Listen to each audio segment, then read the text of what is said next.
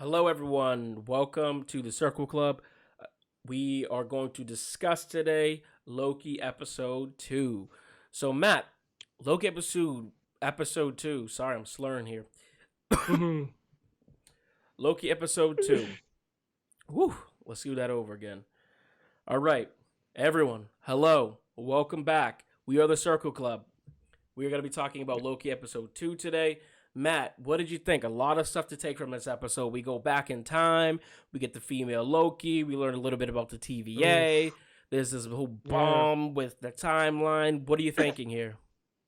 Yeah. I think generally with the episode itself, it was more dialogue based. Hmm. There really wasn't too much action that happened. I noticed like, oh, okay, this is just like a research episode. Yep. And it kind of was like a little the pacing was a little slow at first, Hmm. but because there's a lot of like will he, won't he with Loki. It Yeah. was like, oh, is he good? Is he bad? Yeah. Like the classic dance that they do.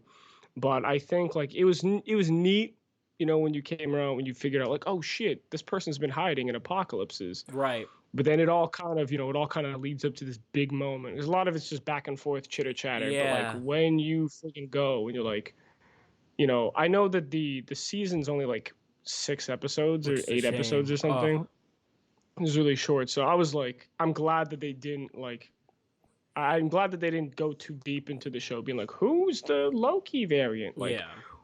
they're like, okay, it's Lady Loki, the mistress of mischief, and I love the Well, dynamic how well, do we fully know that? Because we never actually get her name.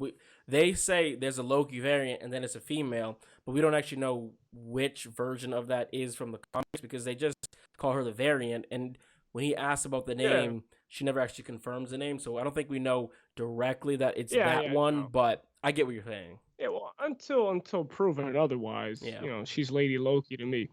So but I like how our Loki like is super insecure, and Yep. like you can tell he can't like accept the fact that this Loki's better than him and Yeah. like Yeah. has done everything correctly. So I'm interested to see like, okay, he's followed her through this portal. What's gonna happen?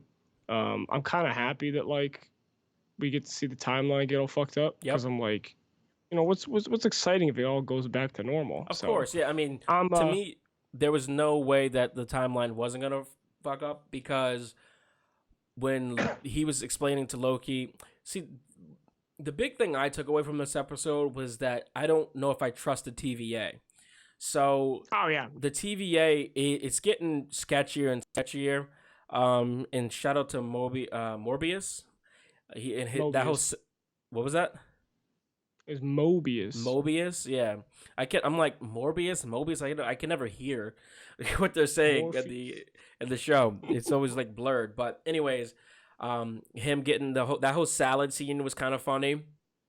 Some Ah, of that's those good. moments go on a little too long, where he's like talking about the jet ski and all that. It's like okay, yeah, we get it.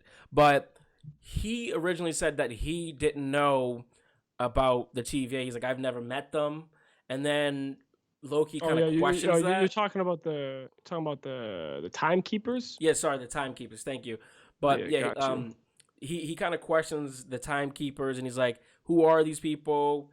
Why do you believe this?" And then he throws it back on him. He says, "You think you're a god, and you think that you're a ruler, and all these things. Like, why do you believe it?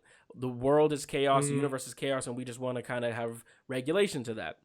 And to me, so I'm like, wait a minute. So we don't have confirmation that the timekeepers are real. And then he goes into the office with the black girl. I can't remember her name, and Ravona, I believe, Ravona or the something like judge. that. Thank you. And he even brings it up to her where like he's like, "Oh, Yeah, he's doubting now. I haven't met them yet." And I thought that was an interesting moment because I'm like, wait a minute. So no one has really met these timekeepers, and we're just supposed to, on a limb, believe that all this stuff is true. And Yeah. and I think they may be making Mobius make Loki think that he doesn't know what he's talking about. So and I feel like when a line that was important that kind of was a little bit of a throwaway line was when he tells Loki that look, you're only here to make other people better and elevate them. And I feels like, Mm-hmm. in my opinion, again, this is kind of getting more into the prediction part, which we don't want to get too much, but it feels like potentially the female Loki figured out that the timekeepers are full of crap, and she has found out some information that they don't want her to know, because that's what when Mm-hmm. that TVA agent is like, I told the information, that makes me think Yeah. that there's something that they don't want us, the audience, and Mm-hmm. Loki to know. So I just, Yeah, but I exactly. did find this episode fun. It was a lot. I thought it was cool that we went back to 1985, which is the Back to the Future year, which is really cool. And it Indeed. seems that things always happen back in time to 1985 in the mall. I did think that mall was weird when they were. Cause was that in the future in like Alabama or That something? was in the future. I was like, Yeah, the that was mall supposed to looked. take place in. The store looked like it was like 2001 or something. It was weird. Yeah, it didn't really dig into the future aspect of it, which was I didn't even notice until you mentioned it. Yeah, But yeah, yeah. to your point before, Yeah. when literally like 10 minutes, I want to say like maybe 5 or 10 minutes into the show, I was like, yeah, I don't think the timekeepers are real anymore. I think they're a red herring. I'm like, it would be interesting to see like what.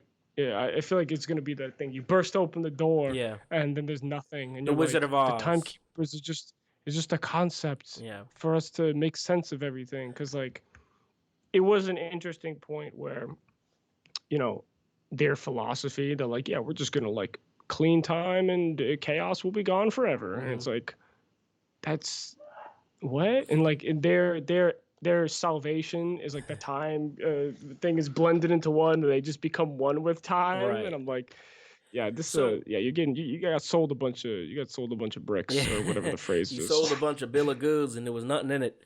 But that's interesting that you say that, because I was talking to my friend Corey about it, and we were both discussing how, isn't it fascinating how these timekeepers are supposed to be like, they essentially want the same thing that Loki does, and Loki's evil.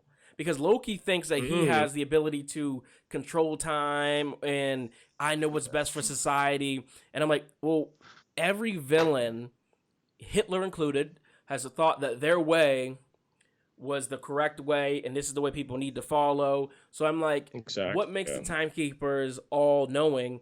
And it kind of takes away, my belief. I don't think free will's a thing, but it takes away that free will is not really a choice, which is something I know humans are like, oh my god, we have to have free will. So uh, to me, the fact that they're taking that away from people, yet they are exercising their right of free will because they get to decide, is a bit weird, and it's a catch Yeah. 22 No, it's like who gives you the authority. like what authority do you have to determine the flow of time? And just for And like, shits but and the thing giggles, like you believe in free people like will, the don't you? very Right? I do. Yeah. I don't believe that there's enough evidence to prove that free will doesn't exist because, everyone always goes to like nature. Well, no, well, nature, I guess like I get why do you think it doesn't exist? Because You turn your it thing back on has to do me. with like No, your I thing has just to do think with parallel personally, I just dimensions, and think I'm just like, if the way I look at time is, if we can't go back in time, that means time is just forward. So if time is just forward, then that means we're just going across a plane that is time.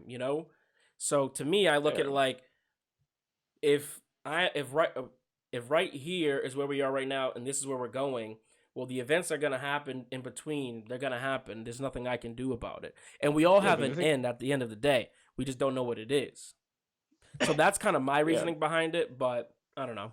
yeah. No I one mean, knows. I guess, yeah. I mean, it's more so like the fact that we don't know what the end point is allows us the freedom to like Yeah, choose. it's glass half open or half Yeah, empty or it's half full. it's all fluid and There's no up to way of interpretation. actually defining it. But to Yeah, me, but I I will. look at Oh, go ahead. all I was gonna say is, Sorry. yeah, to you, you look at it as, that means that because the end hasn't been defined, then that means you're the one making those decisions. And the way I look at it is, because the end isn't defined, or you don't have a say of how the end is, then you don't have free will.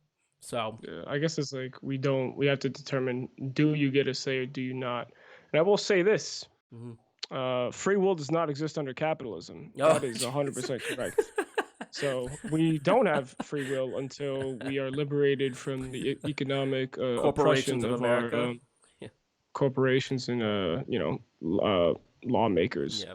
But But it does remind me of one time is a personal belief because when it comes to existentialism, people are like, oh well, if the universe is so big and like we're the size of a piece of dust in the galaxy, no decision we make will ever matter. And it's like, well, I flip that the other way and I'm like, well, that means every decision we make matters because it's like you can define what matters to you, and because you live right, in your own reality. right. So Even fuck what they say. yeah, I mean, even it's to me, it's So almost take like Juneteenth off if you fucking want. They can't stop you. No. yeah, it's kind of like religion where it's like you just choose to believe what you want to believe in, and that becomes your reality, right? Exactly. Yeah. So, As long as but you don't, anyways, let's reel this shit in. We're getting real philosophical. So that was Loki. If you had to say in one sentence, just so I can chop this for YouTube properly, if you had to say in one sentence what you thought of episode 2, what would it be? Slow burn, but interesting ending. I think if I had to summarize Loki episode 2 in one sentence, I would say an exciting roller coaster ride that truly has no end. And I also think that Loki is going to have multiple seasons, maybe not 2, 3, but my guess is what's going to happen is Loki is going to end on a cliffhanger. We're not going to get the answers we want. A couple movies are going to happen, a couple TV shows are going to happen, and they're going to do Loki season 2 that's going to tie in with the movies and everything else. And Loki's going to be kind of our way to like move through this. This is just my prediction. So that was Loki episode 2, our review. Let us know what you think. Comment below. Let us know. Subscribe and send to a friend. Thank you.